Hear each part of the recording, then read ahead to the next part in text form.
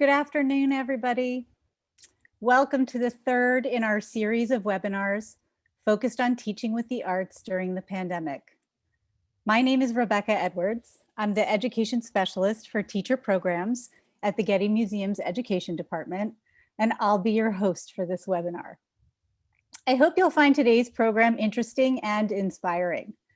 First, we'll be hearing from Elizabeth Morrison, who's the Senior Curator of Manuscripts at the Getty Museum. She'll be discussing pandemics from a historical perspective.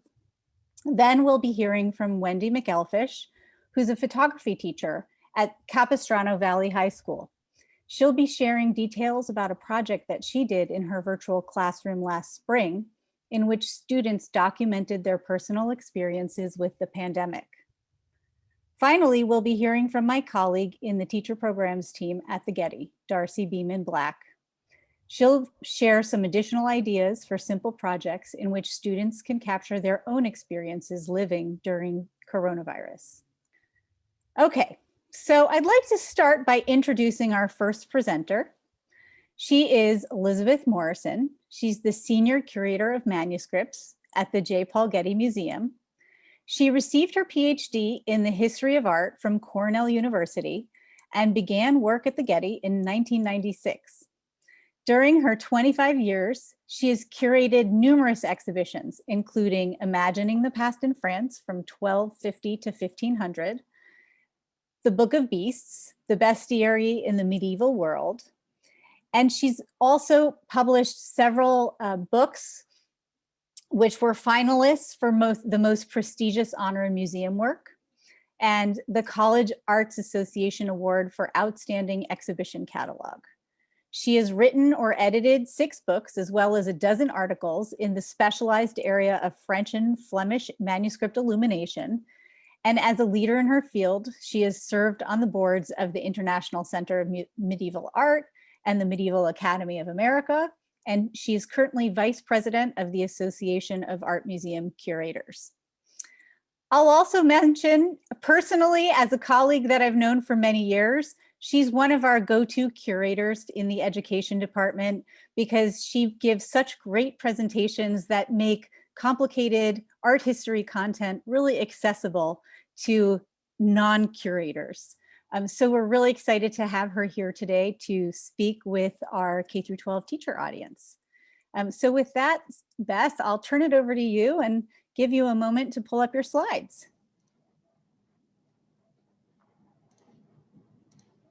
Great. Thank you so much, Rebecca. It's such a pleasure to be here today and speak with everyone.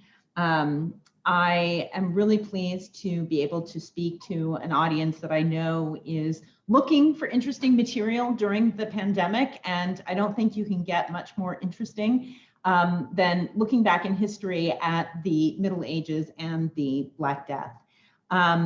The thing that occurred to me just yesterday when I was thinking about this is that as many of you know, we just passed the grim milestone of 100 million coronavirus infections in the world yesterday. And it brought to my mind the fact that the Black Death in Eurasia and North Africa killed 100 million people. Not 100 million infections, it killed 100 million people. And it's all the more staggering when we think about the fact that now the population of the world is 7.6 billion people. But at the time that it killed 100 million people, the population of the world was only 450 million people in Eurasia and North Africa, sorry. And so when you think about the fact that, just think about how anxious we've been and how our world has really fallen apart before our eyes. But then think about the fact that it's not just all these infections. 1 out of every 3 people you know dies. That's almost unimaginable, but that's the world that they were living in the Middle Ages. And in fact, it took almost 200 years before the population of Europe turned to the same population as before the Black Death. 200 years to get the population back up. So it was a world-shattering event. And the kind of amazing thing for me to think about is the fact that this was this world-shattering event, people literally dying like flies everywhere.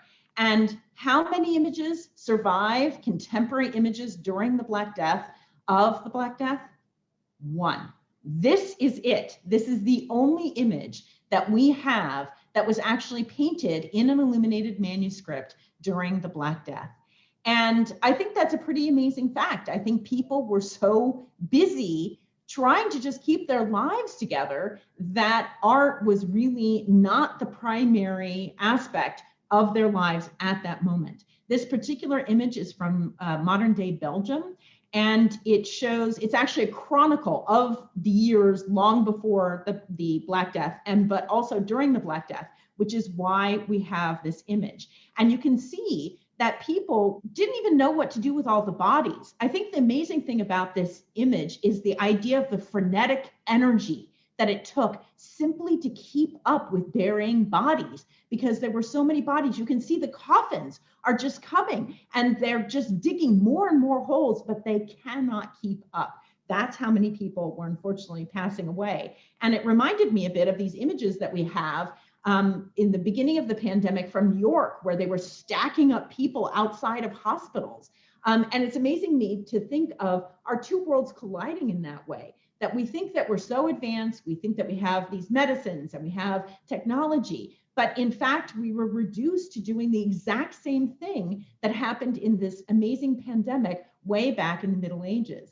Now, the history of the Black Death in the Middle Ages is interesting because it basically started to spread to Europe in 1347. And we know that it actually came to Europe from the Crimea. There was a town there called Kaffa that was being sieged, and the people sieging the town actually had the plague amongst them, and they catapulted plague-infected bodies into the city of Kaffa, knowing that that would infect the people inside. And so we think that this is actually the very first instance of bioterrorism, which is interesting. It also could have been the rats that carried plague that went through the city walls and infected the inside. But in fact, whatever happened in Kaffa, these people from Genoa were actually infected. Genoa in Italy took their ships back to Genoa, and that is the point where it spread. And the interesting thing is 1346 to 47, it didn't cross all of Europe until about 1353. So we think about the number of years it took to spread through all of Europe. When we think of the fact that the first known cases of the coronavirus were in China in December, and by March, it was already in the United States. And that's because of modern travel. But that's exactly how it passed in the Middle Ages as well, was through travel, with these boats, not planes. So it was a little bit slower. But interestingly, people in the Middle Ages knew from couriers going out, they watched it approaching. And I was thinking about how I obsessively check the Reuters app every day to see how many people are infected, how many people have died. And that's what they did in the Middle Ages too. They knew it was coming and they just sort of dreaded it. And where was it going to strike next? It's amazing to me how similar our experiences are of these things. Now, of course, we know that the Black Death spread over these ages. In fact, it wasn't called the Black Death until the 1750s. In the Middle Ages, it was called the pestilence or the Great Mortality. And the word pandemic, which we use now, actually comes from the Greek pan, meaning all, and demos, meaning people. So all people, pandemic. That's where we get that word. Nowadays, we can track the spread and we can, look at the individual deaths on a daily basis or a geographic basis. But if you think about it, our chances of weathering this crisis are exactly the same as in the Middle Ages. We huddle in our homes. All we can do is not come into contact with people until, thankfully, the vaccine has arrived. But for these past months, that has been our way of coping. And that's exactly how they coped in the Middle Ages. If you think about the fact that it was hundreds and hundreds of years ago and all the advances we've had, and yet we do the exact same thing. We try to stay away from people who are sick. We quarantine ourselves. And in fact, quarantine is a word that comes from the Italian quaranta because it means 40. And 40 was the number of days that ships in the harbors in Italy had to weigh anchor outside of the city before they were able to unload passengers and goods. So that's where we get the word quarantine. So all of these things, in my world, everything goes back to the Middle Ages. Just get used to it. But the kind of misinformation that we've seen a lot in modern plague also applies to imagery of the Middle Ages, because if you guys go into Google and you enter in Black Death, this is the exact image that you will see.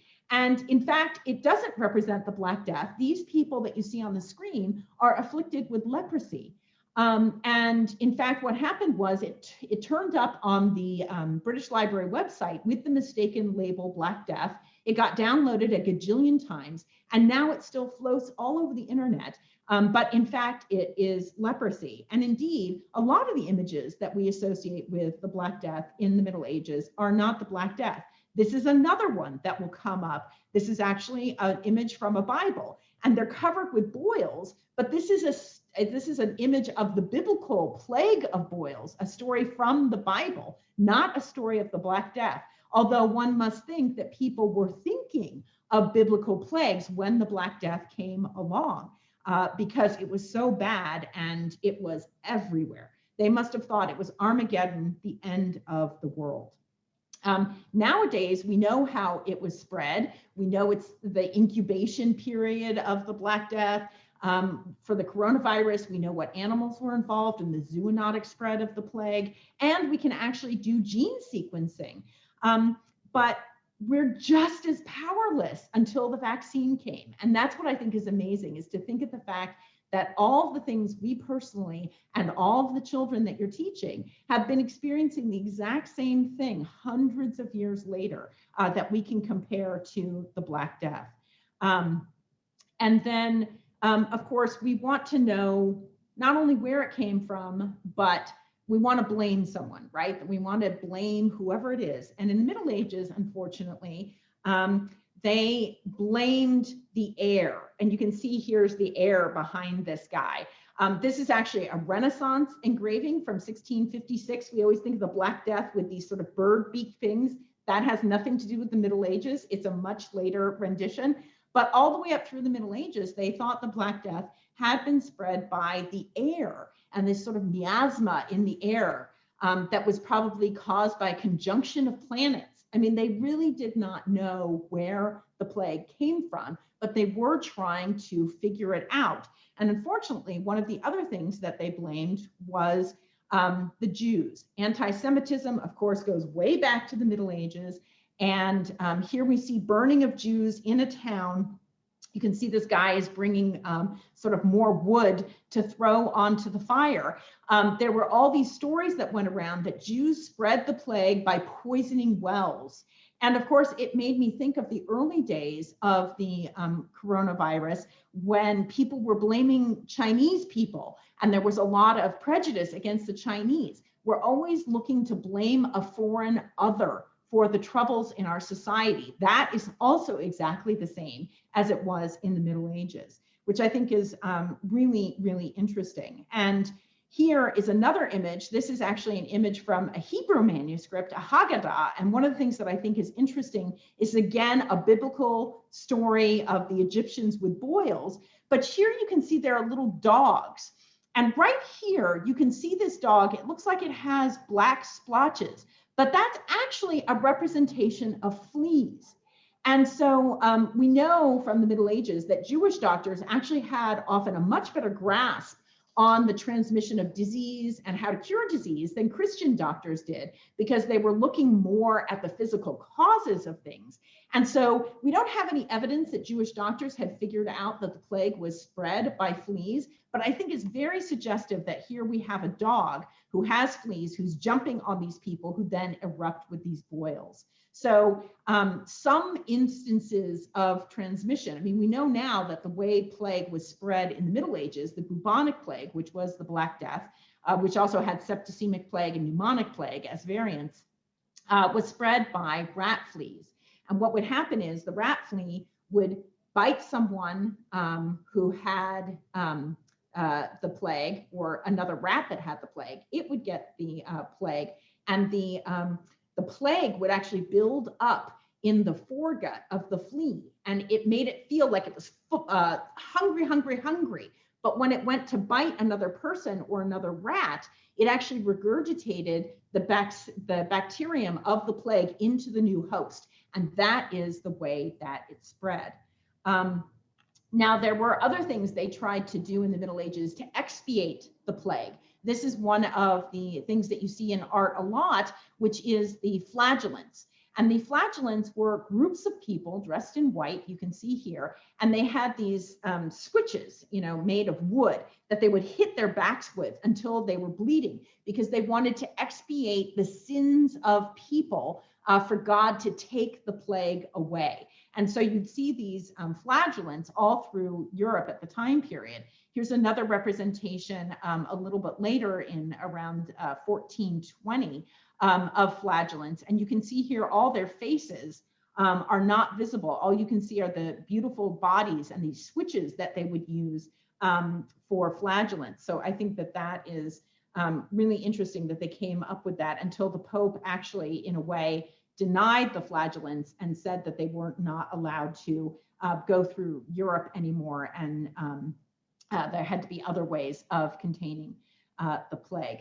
One of the interesting things is it wasn't until 2010 that they actually determined, because there are all these ideas, it wasn't really the bubonic plague, it was anthrax, it was, all these other things. But in 2010, archaeologists went to known plague pits where we had information from the Middle Ages that plague people were buried there.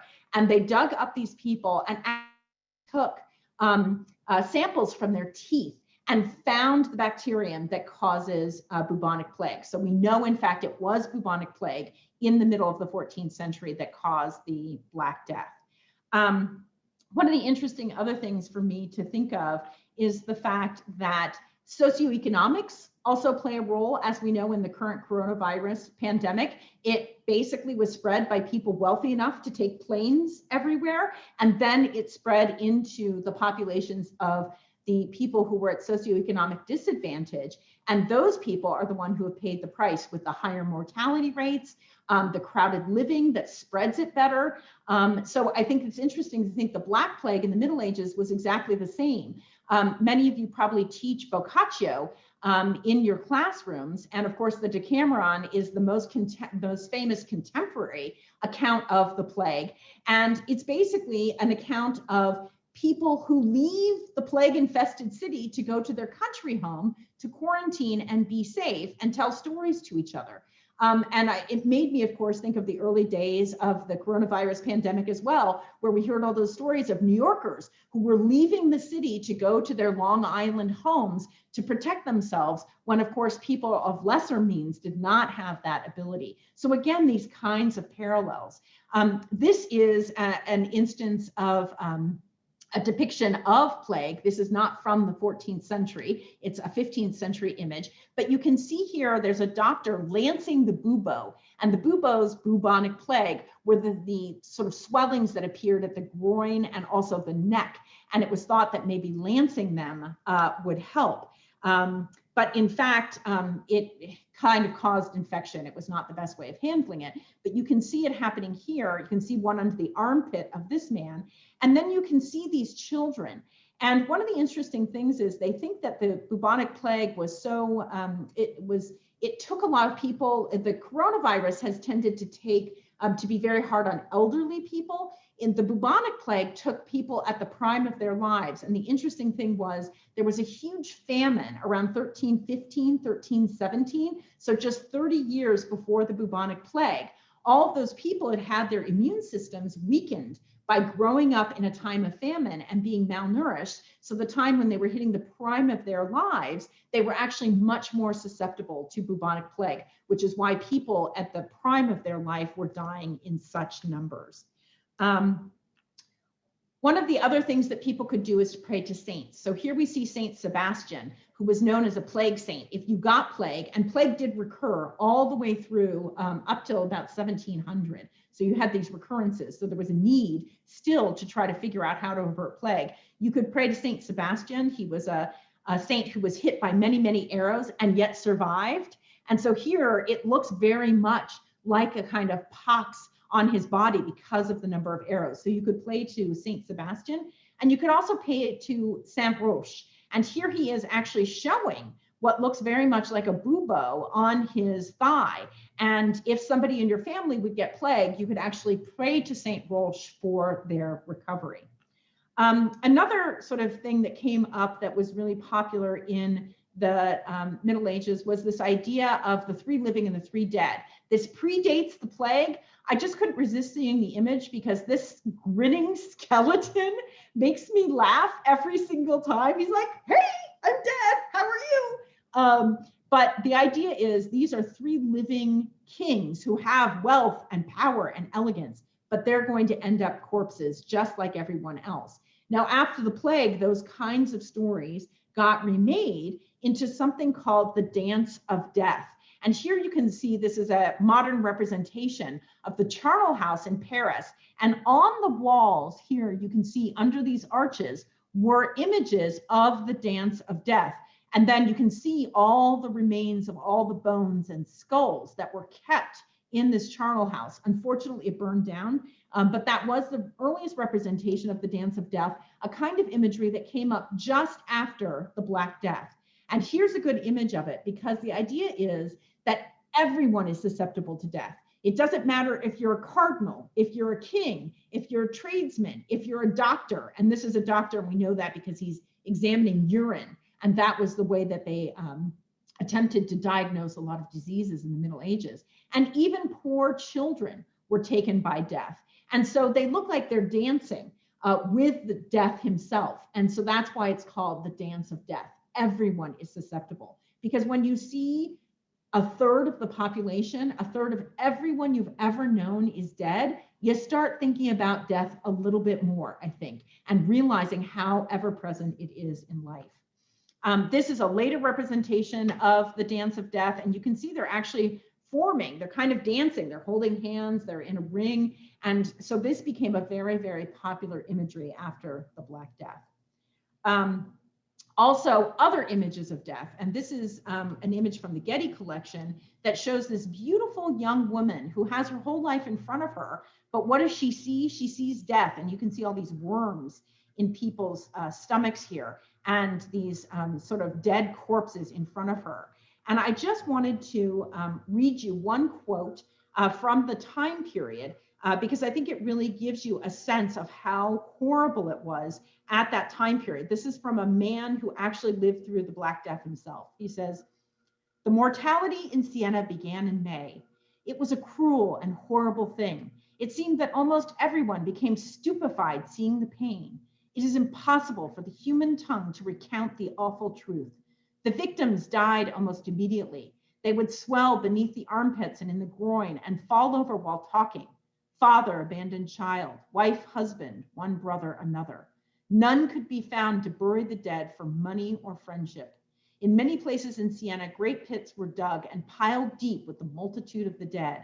And they died by the hundreds, both day and night, and all were thrown into those ditches and covered with earth. And as soon as those ditches were filled, more were dug. I, Agnolo di Tura, buried my 5 children with my own hands, and so many died that all believed that it was the end of the world." I just think it's so chilling to read those words and to think of these images that people were looking at and thinking of death, like this one. It's called a memento mori, a memory of death. This is actually the owner of the manuscript. We can tell from his crown. This is his castle in the background, all of his lands, his fisheries, and yet he's going to be taken by death in the end, and he's actually opening up his own stomach and the worms are coming forth. And the idea was, if you want to be saved in the next world, you have to think about a good death. If you died right now, what have you done with your life? And I think that's a lot what we've been thinking about as well. What are we doing? It's given me a chance personally to think about what I want to do as a museum curator, the kinds of exhibitions I want to present. And I think all of us have been going through that a bit. And then this is a wonderful image. It's a carved ivory that's just about this big, beautiful woman on the front. And when you turn it around, here is what she looks like after death, with all these sort of critters running around her and worms coming in and out of her neck and her eye sockets. Again, very, very graphic representations to really make you think about what would happen if you died. And I think that that is very much something we're all facing now. This is a contemporary work of art inspired by the coronavirus of a Spanish artist. And the Spanish artist is actually, this is a mural in the town of Madrid. You can see the world behind her. And it's meant to evoke an image of the Virgin Mary with Jesus Christ in her belly. But here she's got the coronavirus sort of coming out, despite her attempts with this gas mask to not get it. So I think people are reacting with art in different ways, just like they did in the Middle Ages. Here's a mural in Los Angeles with people trying to kiss with a mask on. And then these photographs of the emptiness of the world, this beautiful ballet dancer with a gas mask and no one at all in Times Square, really brings home how much this pandemic has changed our world. I'm going to hand it back to Rebecca. Great. Thank you so much, Beth. So it looks like we don't have any questions for you at this time. So we will go ahead and we'll see you again at the end in case any additional questions come up. We'll bring them to you during our Q&A time. Okay, so our next presenter is Wendy McElligott. And I like to tell a little bit about how she came to be part of this webinar. She's a photography teacher at Capistrano Valley High School and also has her own photography practice, which you can learn more about on her website at wendycathleenphotography.com. And Wendy's work attracted the attention of the George Lucas Educational Foundation and has become a model for photography classes nationwide. A video about her work was published on Edutopia, which intrigued us when we were planning this webinar, especially because we saw opportunities to include projects like hers, not just in the visual arts classroom, but in English language arts and social studies classrooms as well. The other reason that we thought it would be great to share via these webinars is that although Wendy is a high school teacher, we thought it was a very adaptable project that could be done at a lot of other grade levels as well. So it was our good fortune that Wendy agreed to join us for this webinar so that you too might be inspired by her work and find connections for your own classrooms. So Wendy will join us in a few minutes to answer some questions. But before that, we're going to start by viewing a short video about her work. So here we go.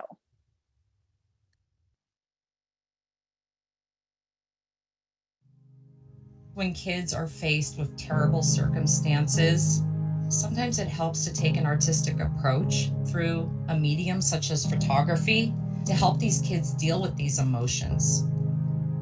The opportunity as a teacher is to show them the value of art. They're learning that a good photo doesn't need any words to tell the whole story.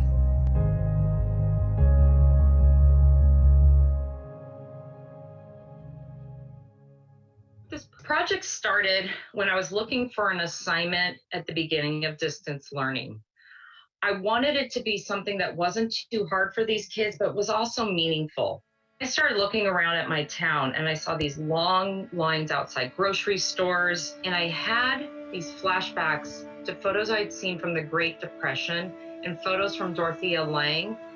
The work she did was simple but powerful.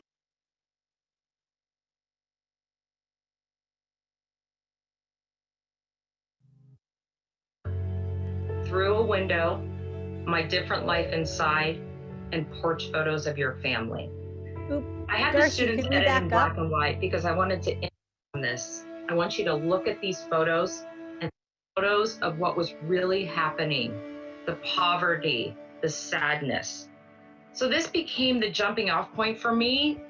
I told them, guys, we're not going to write a report on this. I want you to look at these photos and then create. We are living history. This is the time for you to document for future generations to see.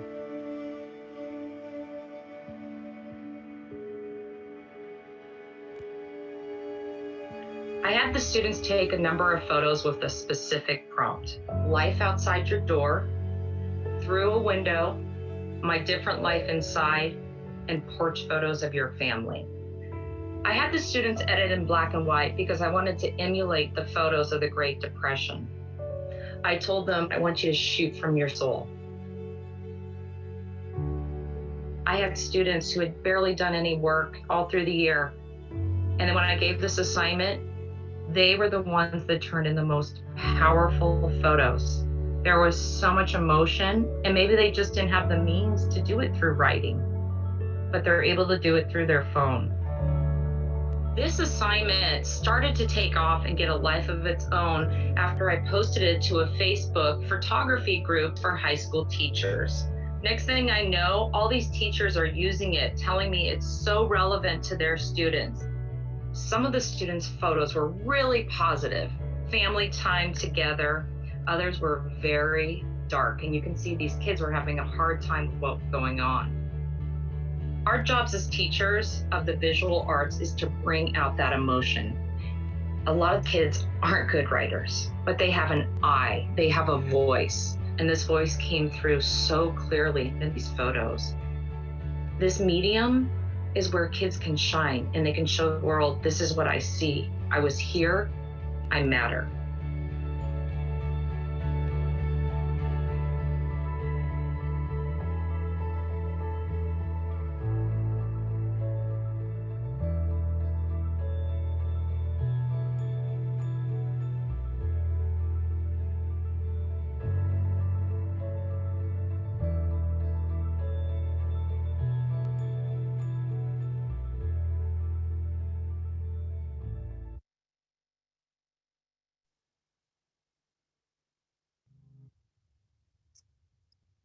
Okay.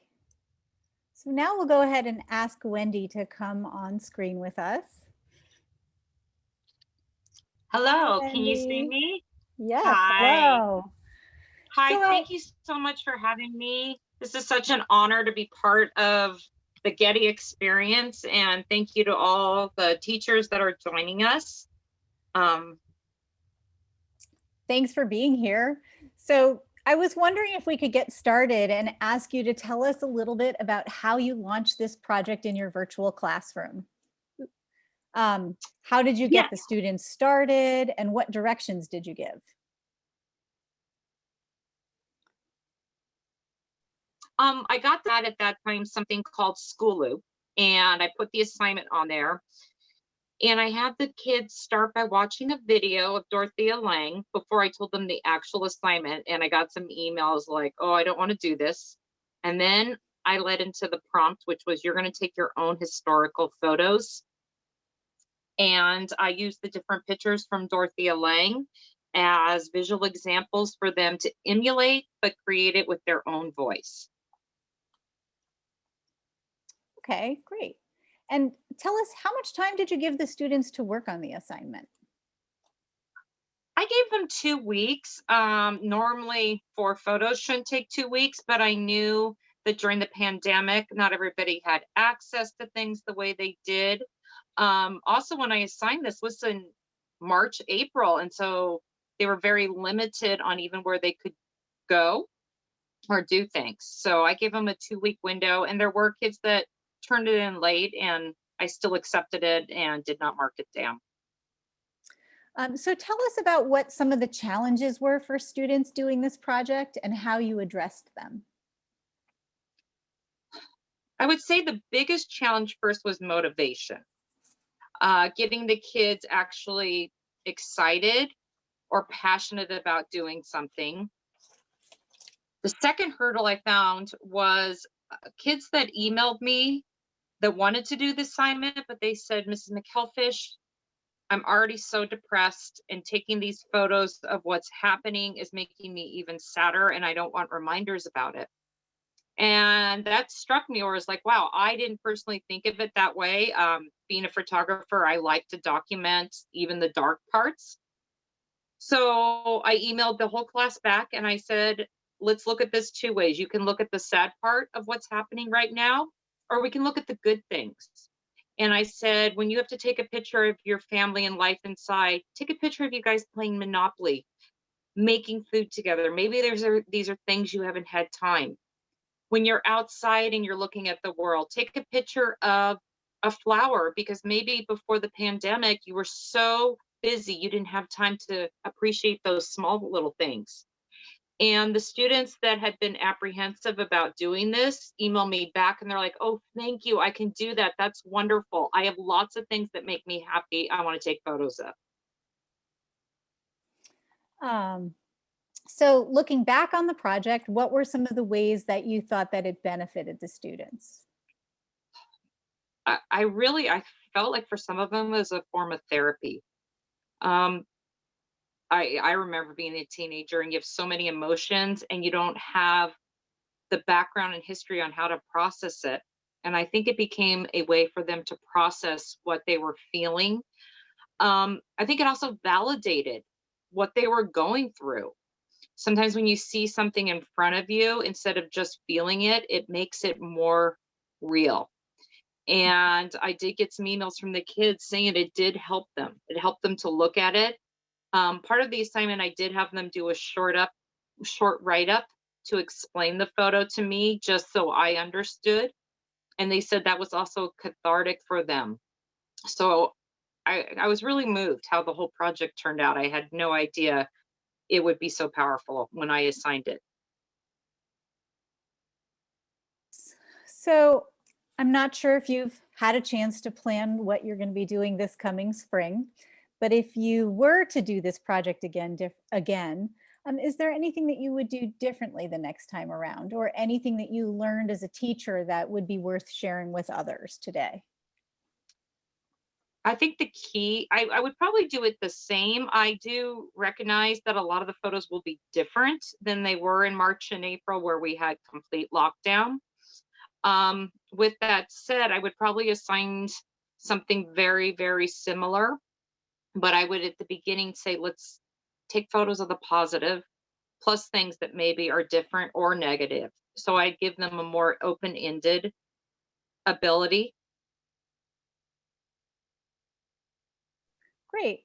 So let's see, we'll have a chance to share some of the questions with you at the end during the Q&A period.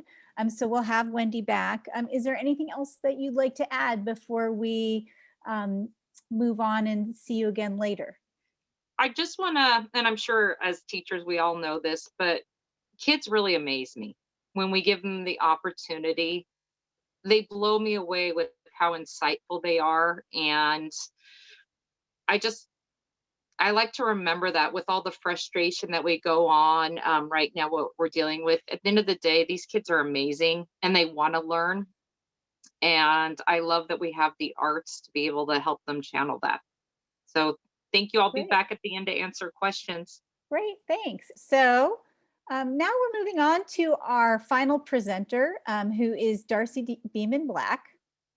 And Darcy is an associate education specialist for teacher programs at the Getty Museum. And prior to the Getty, she worked as the youth initiative coordinator at the National Ornamental Metal Museum in Memphis, Tennessee. She'll be talking a little bit more about possible extensions or additional projects that you could do with your students to help them to document their own pandemic experiences. So with that, I hand it over to you, Darcy. Thank you, Rebecca, and hello to everybody. If it's your first time with us, welcome. If you visited us in one of our previous webinars, welcome back and hello again. I'm going to very quickly go through a few more riffs off of Wendy's lesson that you might be able to do with your students at younger grade levels or still upper levels, but ones that are a little bit different or may go a little bit more specific.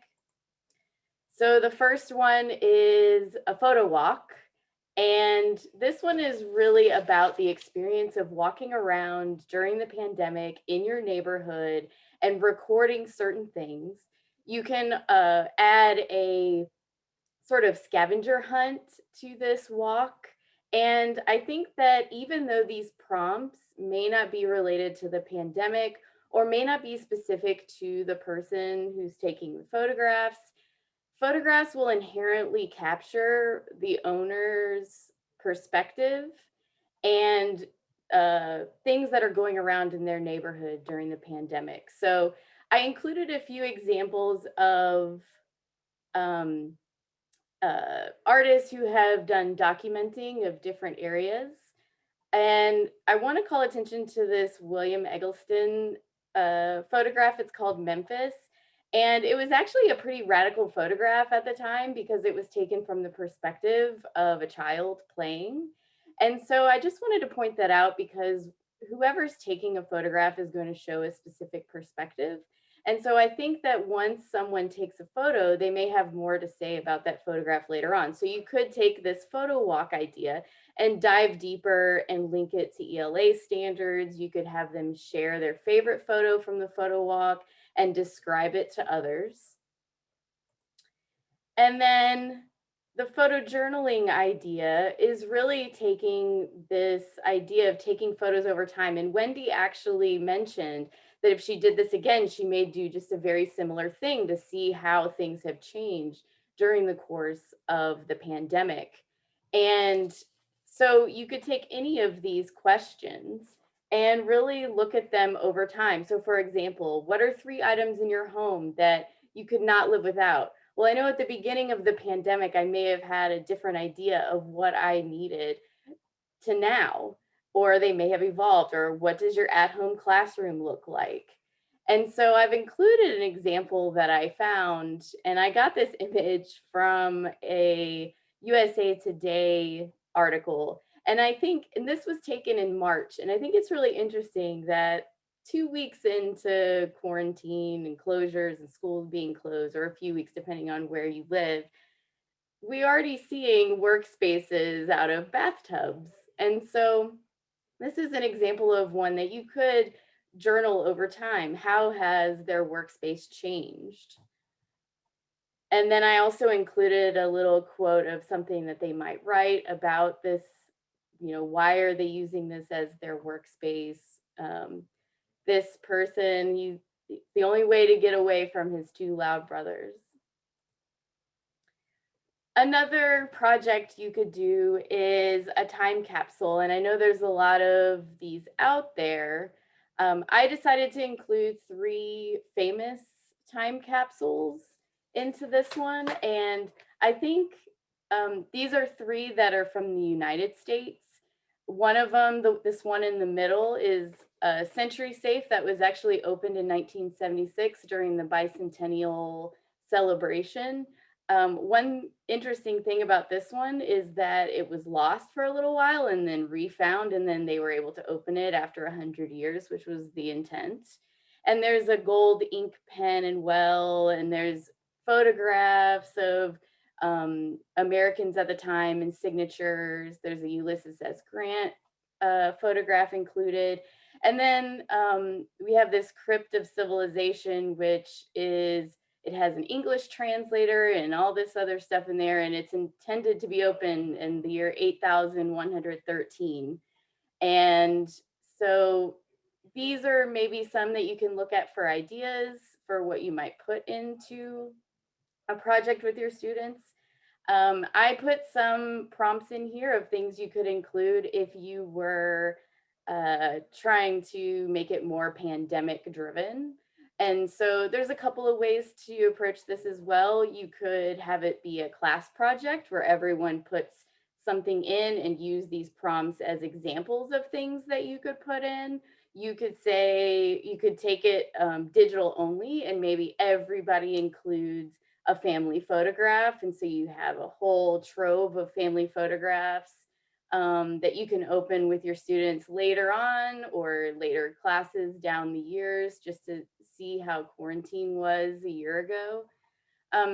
You could also take a little deeper of a dive and have students write a letter to the person who's opening it. Maybe that person is themselves. So maybe, they make their own time capsule for them to open at the end of the semester or the end of the year or next year, or set a time, and then you could have them write a letter to themselves. So there's a couple of different ways that you could take the time capsule project.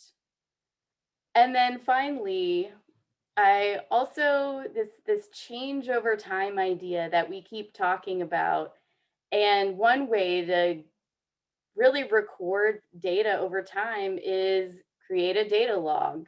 And I included some things here of ideas that I came up with, quotes, words, tallies, observations over time. So for example, how many people did you see today? That's a hard number, and you could record that over the course of a month. And you could do it as a class, you could do it individually, or you could do things like, what is the best quote you heard today? Or choose a word to describe your day. And then after collecting this in a data log over time, you could even dig a little deeper and students can create a graph, a chart, or a word cloud and share that data with everyone. And so, how many times did you hear the word pandemic? Does that go up? Does it go down? And so those are just a few ideas quickly. I didn't want to spend too much time because I want to make sure we have some time for Q&A. If you have any questions about any of that stuff, absolutely put it down.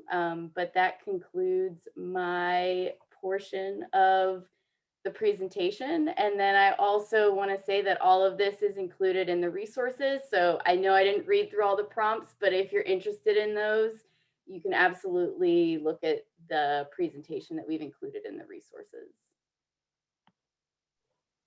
Thanks so much, Darcy. So I'd like to go ahead now. We have a lot of questions that I'd love to make sure we have time to answer. So I'd love to invite everybody, all the speakers back on. And let's see. And I think we can go ahead and hide the slides for now. All right. So I will just mention that the majority of the questions are for Wendy at the moment. So Wendy, well, a lot of teachers are really interested in finding out more about the very specifics of how you did the project. So I'm going to go ahead and direct a handful of questions to you, Wendy, now. Okay. So here's one. Did they take photos with their phones, upload them as photos, or use them in some other format, including captions, etc.? So there's an interest in the very specific ways that they captured the photos and how they worked with those photos, kind of technically. Okay. I had them do it on their cell phone because we normally in the class would check or use our digital cameras. So I had them just take it on their cell phone. I told them to edit it in black and white in whatever way they are able to using an app. And with the system we had in place for my high school, they uploaded it to a folder online for the assignment. And the write-up was done under a different folder. So there was no text or anything under it. They just turned in the photo to me. Okay. What about how did they present their photos or share them with each other? I didn't do that at that point.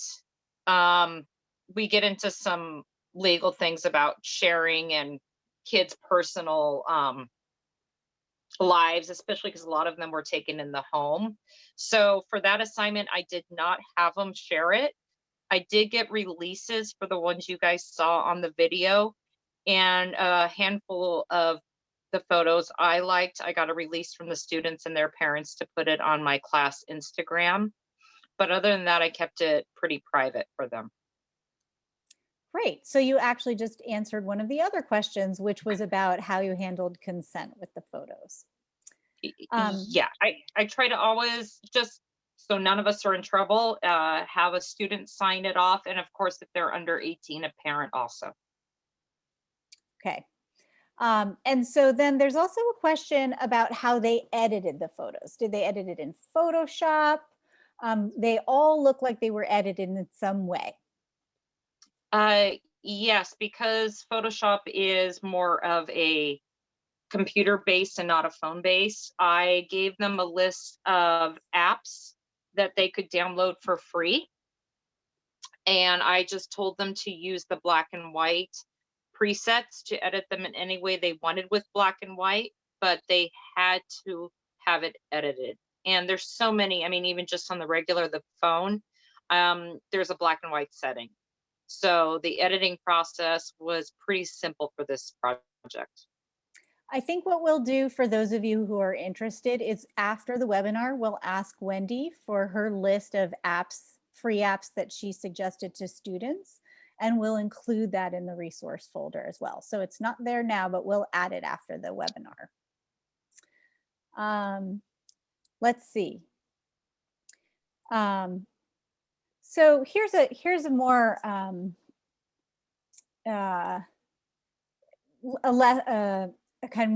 less specific question.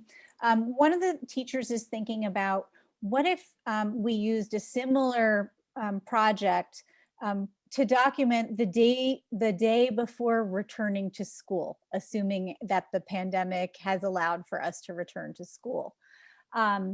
What do you have any suggestions for prompts that might make sense? And by prompts, I think we mean the things like outside your window that might make sense in that scenario. Yeah, actually, it just came to mind. I would have, I'm not sure what age you're dealing with, but I would have the kid put on their mask, put on their backpack, which probably has a Chromebook in it, or even holding a Chromebook, just documenting what they're taking to school that's different from any other time. I mean, mostly we would see kids with like lunch boxes and their new outfits, and I would be interested in seeing what their new masks are and all the extra equipment they're going to have to take, and do they have to carry all their books now because they can't share books? And I think that would be really kind of neat to see something like that. And then of course, the first day of school photos would be great to see those too. Great. So for students who are living in poverty, here's another question, who may be shy about revealing the inside of their home or their neighborhood, what would you recommend? I actually had that because I teach to low income students, and a number of them had said that they're like, I'm embarrassed. My bed is a couch, and I don't want you to see where I live. And I told them that a good photographer can take any space that they're in and make it look amazing. So I showed them some sample photos, and this was just kind of one-on-one with a few students. I didn't put it as part of the prompt or as part of the lesson, but I showed them some examples in my house where I took a room that's full of junk and I showed a photo of it. And then I took a photo, you know, just kind of creeping up. And maybe I'll even do that for you guys right now, where if I showed you the actual junk that's all around me, but if you position your phone in the correct way, you can make it look minimal and clean. So the students thank me for that. They're like, oh, I have an area in my house, I can make it look good. And I said, if you're even doing a picture of you guys cooking, I don't need to see your whole kitchen. I could just see a hand holding a frying pan or somebody stirring. I said you could shoot from very high up to get a bird's eye perspective or low. And I tried to assure them this wasn't about judgment or who has what kind of house. It was about their experience, and everybody's experience is beautiful. I tried to make sure they couldn't wiggle out of it. Even if they did feel embarrassed, I tried to validate that and give them solutions. So we have a few more for Wendy, and then I'm going to turn to Beth.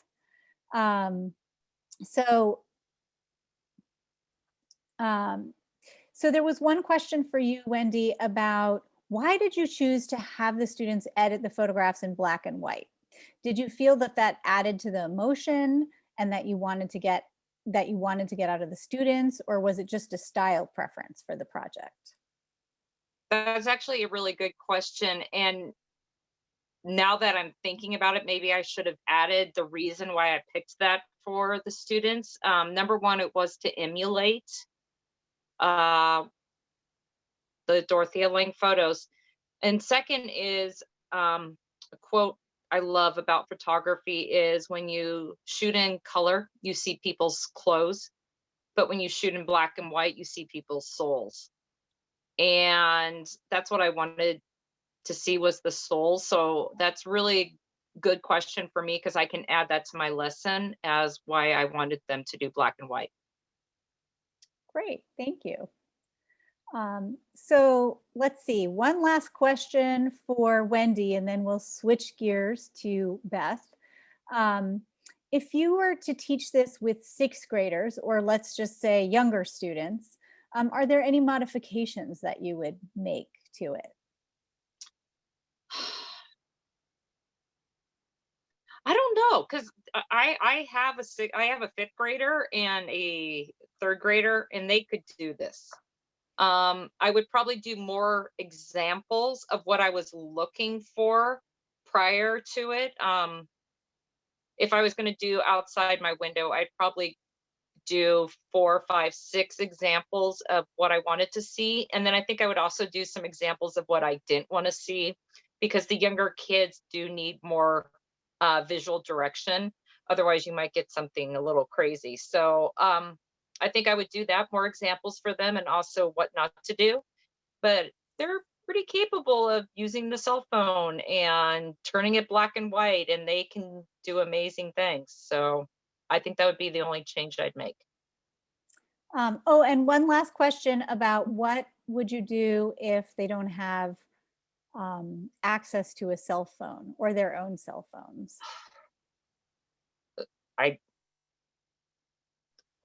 I don't know. Yeah, I don't know. I mean, I'd like to think that there would be somebody in their family that they could borrow it from, hopefully, or a friend. I haven't had that come up yet, so I'm not sure how that I would navigate that. Sorry. I can answer that as a parent of an elementary school student who is not going to get his own phone for many, many years. As long as I can make that happen, I still will let him use my phone for for taking pictures. Okay, that's me too. My elementary kids don't have phones. They don't get it till they're in 8th grade. So yeah, I would definitely let them use my phone for a project. Okay. So now here's one. I'm not sure if you'll be able to answer it, Beth, but we'll give it a try. One teacher is interested in using the artwork that you shared to inspire a writing project. They're asking whether there are any particular artists or time periods or manuscripts that would connect best to the theme of family history. I saw that question. I thought it was really an amazing question. What I would think is the one image that I showed that you can get on that Google Doc is of Denise Ponchet. And she was the one in the beautiful red dress looking at this image of death before her. And what's interesting about that manuscript is we know the patron, and the fact that this book was most likely given to her as a wedding present. And we think she was about 11 or 12 years old, actually, when she got married, because you got married at very different ages in the Middle Ages. But I think that thinking of, I mean, I always like these first person kinds of things. And, you know, if you were putting, you don't have to tell them she was 11 or 12 years old, creepy, right? But you could say she's a young bride. She's facing death in many different ways. There was plague, there was childbirth, there were accidents. If you were this young woman, maybe you could ask them to write their feelings about the world around them in reference to the pandemic that we're all experiencing now.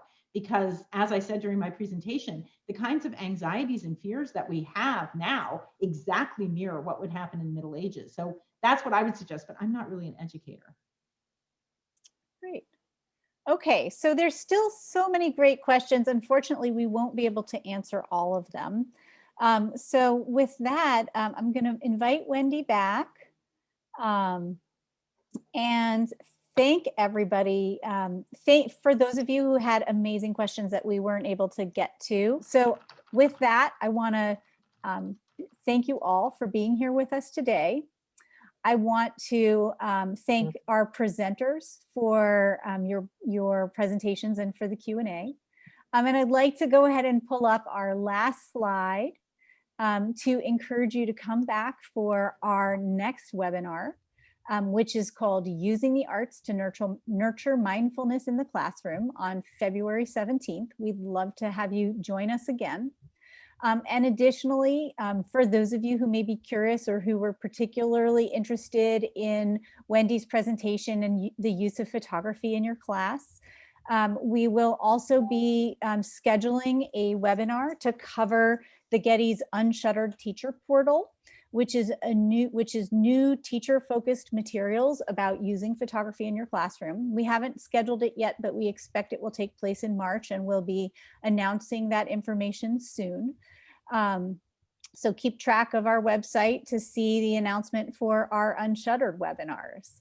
So with that, I'd like to thank you all and say goodbye for now, and hopefully see you again soon in February.